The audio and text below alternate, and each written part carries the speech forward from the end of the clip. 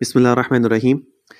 زکوٰۃ کے مسائل جو روٹین میں ہوتے ہیں، جو لوگوں کو اکثر پوچھتے ہیں، وہ میں آپ لوگوں کے ساتھ شیئر کر دوں گا۔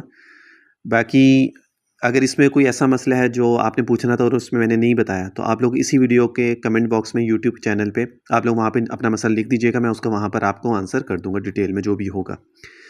ویڈیو آگے ضرور بیان لوگوں کے ساتھ ضرور شیئر کیجیے گا تاکہ اور لوگوں کو بھی اس سے فائدہ ہو جائے، اور پورا اینڈ تک ضرور سنیے گا تاکہ کوئی بھی مسئلہ آپ لوگوں سے رہ نہ جائے۔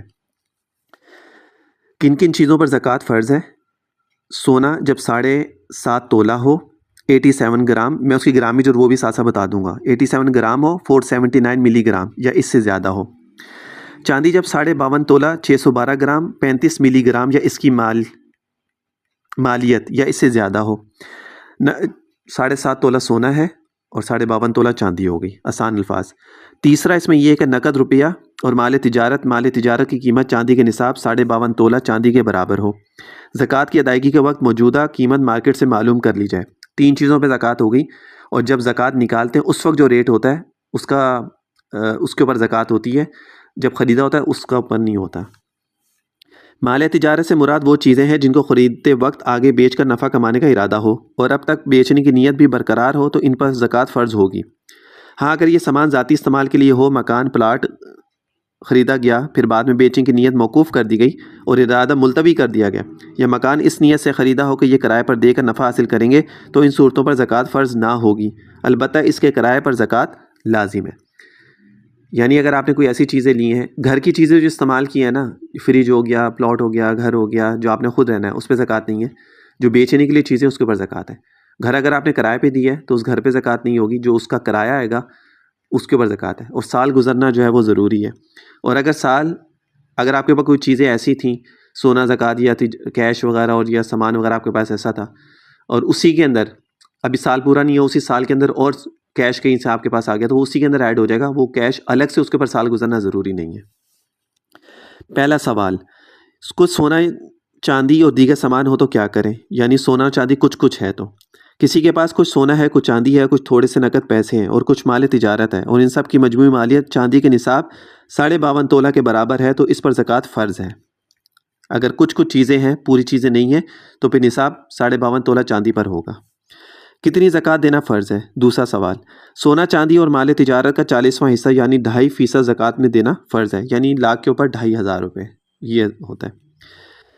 تیسرا سوال، رشتہ داروں میں کس کو زکوٰۃ دینا درست ہے، کس کو نہیں؟ والدین کا اپنی اولاد کو اور اولاد کا اپنے والدین کو زکوٰۃ دینا درست نہیں ہے۔ اسی طرح میاں بیوی بھی ایک دوسرے کو زکوٰۃ نہیں دے سکتے۔ ان کے سوا باقی رشتہ دار مثلا بھائی بہن، چچا، ماموں، خالہ وغیرہ کو زکوٰۃ دینا جائز ہے، بلکہ اس میں دگنا ثواب ہے، ایک ثواب زکوٰۃ دینے کا اور دوسرا صلہ رحمی کا۔ تو پہلا حق تو زکوٰۃ کا جو ہے اپنے رشتہ داروں کا ہے۔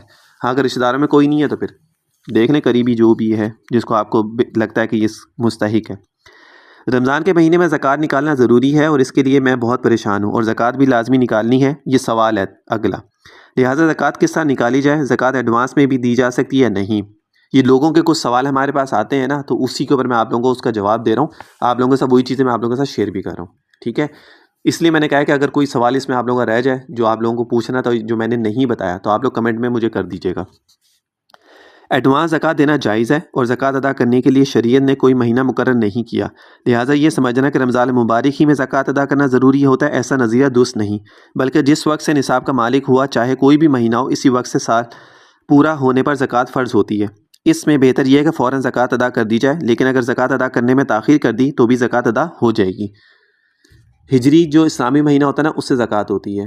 زکوٰۃ آپ ایڈوانس میں بھی دے سکتے ہیں، ہر مہینے بھی نکال سکتے ہیں۔ رمضان میں کیونکہ ثواب زیادہ ہے تو لوگ اس میں زیادہ اہتمام کرتے ہیں، تو آپ بھی کر سکتے ہیں اس کے اندر۔ آپ صلی اللہ علیہ وسلم بھی رمضان میں زیادہ صدقہ خیرات وغیرہ زیادہ کرتے تھے۔ اگلا سوال، کیا کسی خیراتی ہسپتال میں زکوٰۃ کی رقم اس طرح استعمال کرنا جائز ہے کہ اس رقم سے دوائیں خرید کر مریضوں کو مفت دی جائیں، ہسپتال کا عملہ اور ڈاکٹروں کو اس سے تنخواہ اور دیگر ہسپتال کی ضروریات پوری کی جائیں؟ نیز ایسے ہسپتال کو زکوٰۃ دینا جائز ہے یا نہیں جہاں زکوٰۃ مذکورہ بالا طریقوں پر استعمال ہوتی ہے؟ اب 3-4 چیزیں ہوگی، ڈاکٹروں کی اس میں تنخواہیں بھی ہوگی، دوائیاں لے کے بھی دے سکتے ہیں، اور یہ ساری۔ جواب اس میں یہ ہے کہ مذکورہ صورتوں میں سے صرف پہلی صورت میں زکوٰۃ ادا ہو جاتی ہے کہ دوائیاں لے کے آپ دے سکتے ہیں، یعنی زکوٰۃ کی رقم سے دوائیں خرید کر مستحق مریضوں کے درمیان مفت تقسیم کی جائیں۔ مال زکوٰۃ سے ہسپتال کی تعمیر اور اس کے لیے آلات خریدنا، ڈاکٹروں کو فیس اور ہسپتال کے عملے وغیرہ کو تنخواہیں دینا جائز نہیں ہے۔ یعنی ہسپتال کا کوئی بھی مشینری وغیرہ یا ڈاکٹروں کی جو تنخواہیں وغیرہ وہ دینا جائز نہیں ہے۔ البتہ اگر زکوٰۃ کی رقم پہلے مستحق مریضوں کو دی جائے، پھر مریض ہسپتال والوں کے واجبات اس سے ادا کریں، تو ہسپتال کے منتظمین جہاں چاہیں اس کو استعمال کر سکتے ہیں۔ یہ ایک ہیلہ ہوتا ہے، اس کو ہیلہ کہتے ہیں، کہ میں نے کسی ایسے شخص کو زکوٰۃ دے دی کہ جو مستحق تھا، اس نے پھر اپنی طرف سے وہ پیسے جو ہیں وہ ہسپتال کو دے دیں، مشینری کے لیے دے دیں یا کسی کے لیے بھی دے دیں، وہ جائز ہے، کیونکہ وہ پھر زکوٰۃ کے ضمن میں نہیں آتی، وہ اپنی طرف سے ان کو ویسے ہی دے رہا ہے۔ ٹھیک ہے، جو زکوٰۃ اصل تھی وہ تو میں نے مستحق کو دے دی۔ اگلا سوال یہ ہے کہ عشر کیا ہوتا ہے؟ عشر زمین سے جو پیداوار حاصل ہوتی ہے، یہ زمینداروں کے لیے بہت ضروری ہے، ان کو بھی پتہ ہونا چاہیے نا کہ زمینیں رکھتے ہیں، مربع قلعے پتہ نہیں کتنے کتنے ہوتے ہیں، اس کے اوپر فصلیں کٹتی ہیں، اس کے اوپر کیا زکوٰۃ ہے۔ زمین سے جو پیداوار حاصل ہوتی ہے اس پر بھی عشر واجب ہوتی ہے۔ اگر زمین بارش کے پانی سے سیراب کی جاتی ہے تو 10واں حصہ یعنی 10%، اور اگر کنویں کے پانی سے یا نہری پانی خرید کر سیراب کی جاتی ہے تو نصف عشر یعنی 20واں حصہ عشر میں دینا فرض ہے، یعنی 5%۔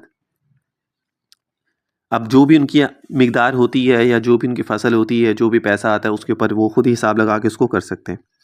سوال، شیئرز پر زکوٰۃ ہوگی؟ شیئرز وغیرہ جو لیتے ہیں، فیکٹریوں، ملوں اور کارخانوں کے شیئرز پر بھی زکوٰۃ فرض ہے، بشرطے کہ ان کی قیمت چاندی کے نصاب 52.5 تولہ کے برابر ہو۔ چیزیں اگر تجارت کے لیے نہ ہوں تو پھر ان پر زکوٰۃ فرض نہیں ہے۔ اگلا سوال، سونے اور چاندی کے زیورات پر زکوٰۃ فرض ہوتی ہے نہیں؟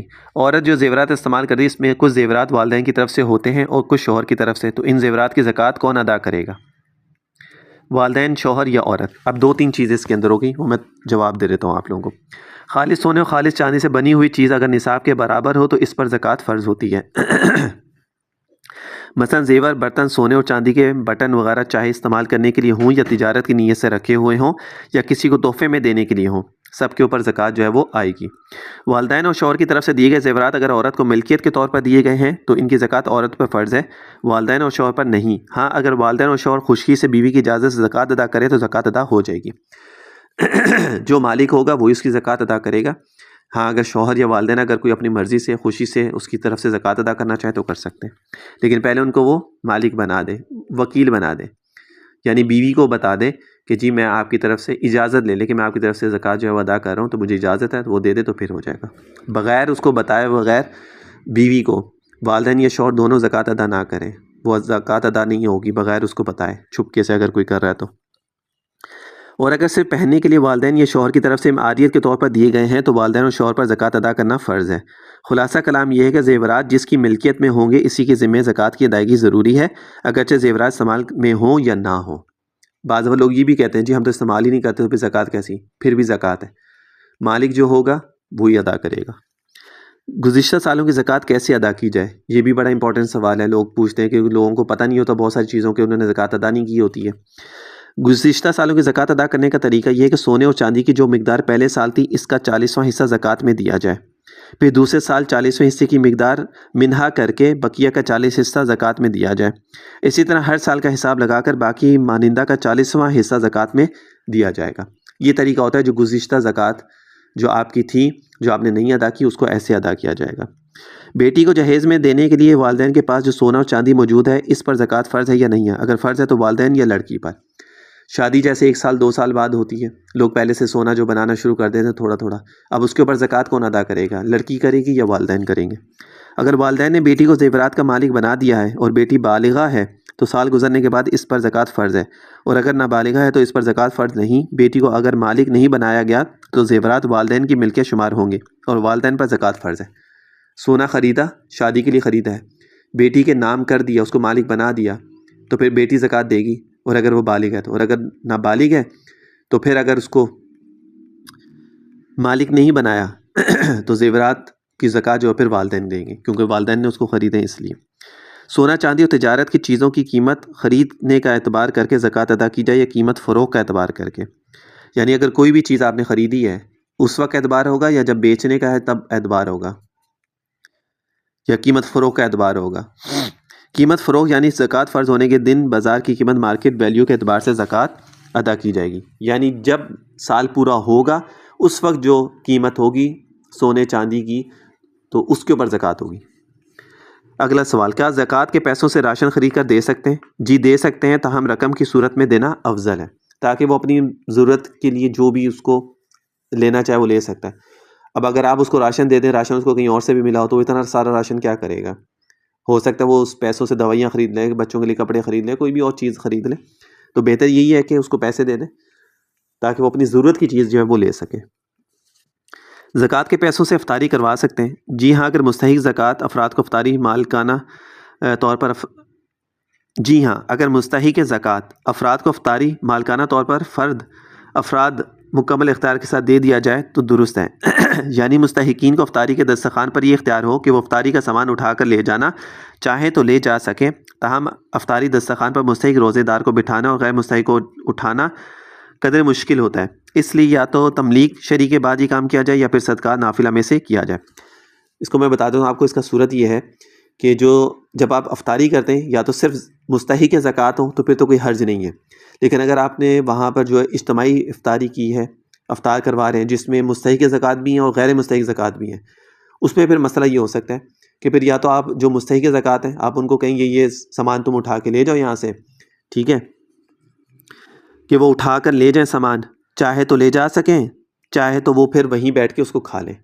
ایک صورت یہ ہوگی، دوسری صورت یہ ہوگی کہ آپ وہاں پہ جو مستحق زکوٰۃ ہے نا اس سب کا مالک آپ ان کو بنا دیں، ان کی طرف سے پھر وہ آگے تقسیم کر دیں یا وہ آگے لوگوں میں جو ہے وہ ان کے ذریعے سے وہ آگے افطاری ہو جائے گی تو پھر جائز ہو جائے گا، پھر اس میں کوئی مسئلہ نہیں ہوگا، کیونکہ مالک پھر اس صورت میں وہ سارے لوگ بن جائیں گے۔ لیکن اگر آپ اجتماعی طور پہ کہ وہاں پر جو ہے مستحق زکوٰۃ بھی بیٹھا ہوا ہے اور غیر مستحق بھی بیٹھا ہوا ہے، اس میں پھر مشکل ہو جائے گی، یا تو پھر آپ تملیغ کر لیں۔ تملیغ کا مطلب یہ ہوتا ہے کہ زکوٰۃ آپ کے پاس ہے، آپ نے مستحق زکوٰۃ کو، جو مستحق زکوٰۃ کا آپ نے اس کو پیسے دے دیے اور آپ نے اس کو مالک بنا دیا اس چیز کا، اب وہ آگے سے سب کو افطاری کروا دے گا تو وہ سب اس میں شامل ہو سکتے ہیں، اس میں پھر کوئی مسئلہ نہیں ہوگا۔ لیکن اگر آپ ڈائریکٹلی صرف سامان افطاری کا لے کے آ رہے ہیں اور مستحق اور غیر مستحق دونوں کو ساتھ بٹھا کے کروا رہے ہیں تو اس میں مشکل ہو جائے گی، اس میں پھر آپ کو یہ نہیں پتہ چلے گا کہ جو غیر مستحق ہے نا اس کے لیے پھر وہ کھانا ٹھیک نہیں ہوگا، ٹھیک ہے، زکوٰۃ تو اسی کے لیے نا جو مستحق ہوتا ہے۔ ہاں اگر آپ نے اس میں ایسے بھی کر دیا کہ آدھی چیزیں آپ نے جو غیر مستحق ہیں ان کے لیے الگ کر دیا بغیر زکوٰۃ کے پیسوں کا، اور جو مستحق زکوٰۃ ہے ان کے لیے آپ نے الگ پیسوں سے کر دیا، تو ہاں یہ بھی ایک صورت شاید ہو جائے گی کہ اس کے اندر وہ بھی ٹھیک ہو جائے گا، کیونکہ وہ پیسے الگ الگ ہو گئے، زکوٰۃ کے پیسے الگ ہیں اور غیر زکوٰۃ پیسے الگ ہیں، اس میں پھر مسئلہ نہیں ہے کہ الگ الگ آپ نے بٹھایا۔ لیکن اگر ایک ہی جگہ پہ بیٹھے ہوئے ایک ہی ساتھ کھا رہے ہیں، سب کچھ کر رہے ہیں، تو پھر میں نے آپ کو تفصیل بتا دی ہے۔ کیا زکوٰۃ دیتے وقت یہ بتانا ضروری کہ زکوٰۃ ہے؟ بالکل ضروری نہیں، بلکہ آپ ہدیہ تحفہ کہہ کر دے سکتے ہیں، مگر مستحق زکوٰۃ ہونے کی تحقیق انتہائی ضروری ہے۔ زکوٰۃ کا کہنا کسی کو کہ یہ زکوٰۃ کے پیسے ضروری نہیں ہے، اور باقی آپ اس کو ہدیہ تحفہ دے کے بھی کہہ سکتے، تاکہ اس کو یہ محسوس نہ ہو کہ مجھے زکوٰۃ کے پیسے دیے جا رہے ہیں۔ لیکن ہاں اگر کہیں تملیغ کا مسئلہ ہے یا کہیں صدقہ زکوٰۃ الگ الگ رقم ہے، زکوٰۃ الگ ہے صدقہ الگ ہے، اور نفلی صدقہ